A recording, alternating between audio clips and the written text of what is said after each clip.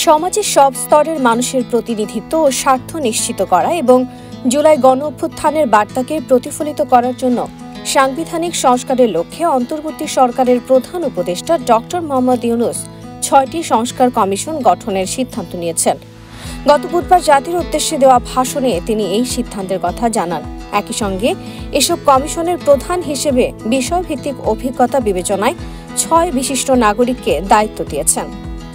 সংস্কার কমিশন গঠন অপরিহার্য ছিল। বিশেষ করে কর্তৃত্ববাদী সরকারের পতনের পর আমরা বলে আসছি যে রাষ্ট্রের অনেক কিছু ঢেলে সাজাতে হবে। এই ঢেলে সাজানোর গ্রহণযোগ্যতা এবং যথার্থতা নিশ্চিত করার জন্য কমিশন গঠন অবশ্যই ইতিবাচক।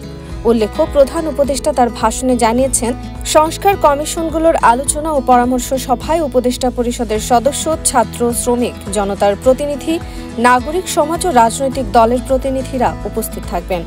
পূর্ণাঙ্গভাবে গঠিত হওয়ার পর কমিশন আনুষ্ঠানিকভাবে তার কাজ আগামী ১ অক্টোবর থেকে শুরু করতে পারবে এবং এটি পরবর্তী ৩ মাসের মধ্যে সম্পন্ন হবে বলে ধারণা করা হচ্ছে।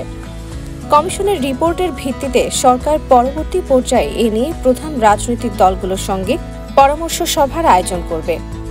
চূড়ান্ত পর্যায়ে ছাত্র সমাজ, নাগরিক সমাজ, রাজনৈতিক দলের প্রতিনিধি, সরকারের প্রতিনিধি নিয়ে ব্যাপক ভিত্তিক ৩ থেকে ৭ দিন ব্যাপী একটি পরামর্শ সভার ভিত্তিতে সংস্কার ভাবনার রূপরেখা চূড়ান্ত করা হবে।